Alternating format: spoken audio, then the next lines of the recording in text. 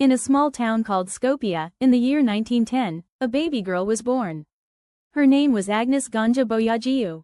She would later become known to the world as Mother Teresa. Agnes was born into a simple family. Her father was a businessman, and her mother was deeply religious. They were not rich, but they were full of love. Her mother often said, "When you help the poor, you are helping God." These words stayed in Agnes's heart forever.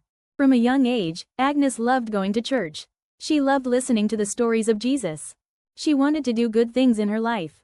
She wanted to help people. At school, Agnes was smart and kind. She helped her classmates and shared her food. Everyone liked her smile. But when Agnes was just 8 years old, something very sad happened. Her father died suddenly. Her family had to face hard times. Her mother worked very hard to take care of Agnes and her brother and sister. Still, her mother always told her, never forget to love others. When Agnes was a teenager, she felt a strong voice inside her heart. It was the voice of God. She felt called to do something bigger. She didn't want to stay at home. She wanted to serve the poor. She wanted to go to another land and help those in need. At the age of just 18, Agnes left her home. She joined the Sisters of Loreto, a group of Catholic nuns. They sent her far away, to a country called India. It was a long journey. When she arrived in Calcutta, the world around her was very different. It was crowded, noisy, and full of people living in poverty. But Agnes was not afraid. She believed this was her new home. She had a new name now, Sister Teresa. She began teaching in a girls' school. She taught math, reading, and religion. The students loved her. She was kind, patient, and full of love. But something inside her still felt empty. At school, she saw people suffering every day. The streets were full of sick and dying people. Some had no food, some had no home, some had no one to care for them. She couldn't forget their faces. She said to herself, I must help them, I must be with them. And so began a new journey. A journey that would make her one of the most loved women in the world. A journey of love, faith, and service. Chapter 2, The Call to Serve. Teresa was living in India. She was teaching in a convent school. Her students were happy, and the school was peaceful. But outside the walls of the school, the city was crying.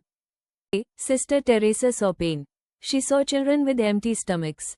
She saw sick people lying on the ground. She saw old people with no one to care for them. Her heart could not ignore it anymore. In 1946, she went on a train ride to a mountain town. During that journey, something powerful happened. She felt a voice in her heart. It said, leave the school, go to the poor, live with them, help them. This was her second calling, a deep, personal message from God. She told the leaders of the church about her new calling. At first, they were unsure. It was dangerous. It was difficult. But Sister Teresa waited patiently for permission. After 2 years, she received approval. In 1948, she left her school.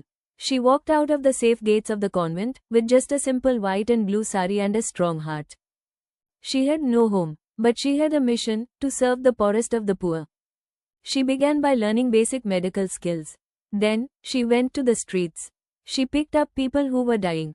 She cleaned their wounds. She held their hands as they took their last breath. She said, a dying person should die with dignity, not like an animal in the street. Teaching poor children under a tree. No blackboard, no books, just love and care. Slowly, people started noticing her work. Women came to help her. They believed in her mission. They worked with her, served the poor, and lived simply. And this is how the Missionaries of Charity was born. She opened her first home for the dying. It was called Nirmal Hriday, the Pure Heart. Family, no money, came here to find peace in their final moments. Every poor person like her own family. She once said, each one of them is Jesus in disguise. She gave everything, her time, her hands, her heart. And the world slowly began to see the light she was spreading. Mother Teresa walked through the streets of Kolkata every day. She had no car. She wore only one simple white sari with blue borders. Her feet were tired, but her heart was full of strength. She saw the same faces, hungry, weak, forgotten. One day, she saw a man lying on the road. Flies were buzzing around his wounds. People walked past him, not even looking. Mother Teresa stopped. She gently lifted him. She cleaned his wounds. She gave him water and whispered, "You are loved. You are not alone." This is how the home for the dying began. She created a place where the dying could feel safe. Here, they were given food, care, and love. they could leave the world with dignity and peace. Many young women came to help. They gave up their normal lives. They wore the same white sari. They took a vow to serve the poorest of the poor. A small group became her family. They were called the missionaries of charity. Work was not easy. They saw pain every day. They cleaned wounds, fed hungry children, and hugged the forgotten. They had no fear. They had no rest. But they had love. And love gave them power. Mother Teresa also found people who had leprosy, a disease that made others afraid. These people were left to die. No one touched them. No one came near. But Mother Teresa touched them with bare hands. She cleaned their wounds. She gave them new clothes. She smiled at them and said, "You are beautiful in the eyes of God." She and her sisters began walking into the darkest places. They brought food, medicine, and love. People started to call her the saint of the gutters. She said, "If I ever become a saint, I will surely be one of darkness. I will be there to light the lamp in the hearts of the poor." The streets of suffering were now filled with hope. Not because money had arrived, but because one woman had brought love, one hand, one smile, one soul at a time. Each morning, before the sun rose, Mother Teresa and her sisters would wake up. They prayed in silence. They ate simple food. Then they went out to serve. This was their life. Simple, hard, beautiful. More women came to join her. Some were rich, some were young, some left their homes forever. They all had one goal: to love and serve. The missionaries of charity began to grow. Mother Teresa opened homes for orphans, for the sick, and for people with leprosy. She called them houses of love. In every home, there was no shouting, no fear, only soft voices, warm meals, and gentle hands. Across the world began to hear her story. Some came to visit, some came to stay. They wanted to help. Doctors, nurses, students, even famous people came to see her work. But Mother Teresa never changed. She smiled and said, "We are not doing great things. We are doing small things with great love." To notice. She was given awards. Cameras followed her. Reporters asked her questions. But she stayed simple. She still washed wounds. She still held dying hands. She still prayed every day. Speak in many places. She spoke slowly, gently. Her message was always the same. Home. If you want to change the world, go home and love your family. Missionaries of charity spread to other cities. Then to other countries. Soon, there were homes in Africa, Europe, Latin America, even in rich countries. She once said, "The greatest poverty is not hunger. It is being unwanted, unloved, and uncared for." She cared for every soul. Sometimes, there was not enough food. Sometimes, people protested her work. Sometimes, her sisters got sick.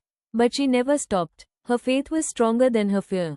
Simple Sari had created a family across the world. A family of love. A family of service. A family that asked nothing but.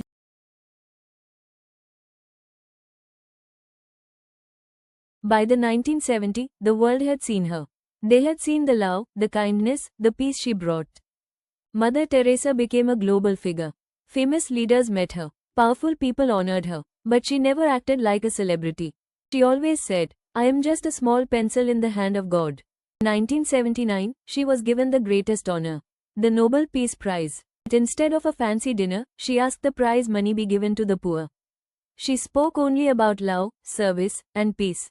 She said, "Peace begins with a smile." Her work was now in more than 100 countries. Thousands of sisters, brothers, and volunteers had joined the missionaries of charity. They continued to feed the hungry, care for the sick, comfort the dying, love the unloved. Behind her smile, Mother Teresa faced her own pain. Many years, she felt spiritual darkness. She could not feel God's presence. She felt lonely in her prayers. She once wrote, "There is such terrible darkness within me, as if everything was dead." Yet, she continued. Even when she felt nothing, she served. Even when her soul was dry, she gave light to others. She believed that faith is not about feeling, but about being faithful every day. If I ever become a saint, I will be one of darkness. I will continue to light the lamp for those in pain, even in my own darkness. With inner sadness, her outer love never stopped. She laughed with children. She held the hands of the dying. She walked barefoot through dirty streets. Not strong because she felt happy. She was strong because she chose love again and again. Older, her body became weak. She had heart problems. She traveled less, but her heart still beat for others. Sisters to carry on the mission. She told them, "Be faithful in small things. That's how we show great love." Her mission was not just hers anymore. It belonged to the world. Honored her. But she never looked for glory. She looked only for one thing: to love and to be loved for others.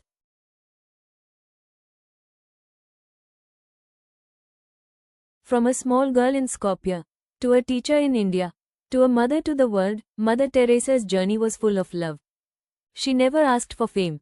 She never chased power. She only followed one path: the path of compassion. She met presidents. She met queens and kings. But she said, "The poor are greater teachers than rulers. From them, I learned the face of God." Family, the missionaries of charity, grew to thousands. They opened homes in every corner of the world. In Africa, America, Asia, and beyond. No matter the country, one thing remained the same: service with a smile. In her final years, Mother Teresa became very weak. She had heart surgeries. She fell often. She could not walk much. But even then, she visited the poor. She whispered love into their ears. She said, "I want to die with a smile for Jesus." On September 5, 1997, Mother Teresa left the world. She passed away peacefully. The whole world cried. Leaders, children, poor, rich, all mourned a woman who had given her life to others. India gave her a state funeral. Her body was carried through the streets of Kolkata. People threw flowers. They bowed their heads. They thanked her for her love. She was buried in the home where she had served the most. Even in death, she remained close to the poor. Above her grave, it was written, "Love one another as I have loved you." In 2016, the Catholic Church declared her a saint. She became Saint Teresa of Calcutta. But even before that, in the hearts of the poor, she had always been a saint. Mother Teresa did not change the world with money. She did not build tall buildings. She built hope. She built peace. She built love. One smile, one touch, one soul at a time. But her mission lives on. Every time you feed the hungry. Every time you comfort the lonely. Every time you love without asking anything back, Mother Teresa lives again. Not all of us can do great things. But we can do small things with great love. Mother Teresa.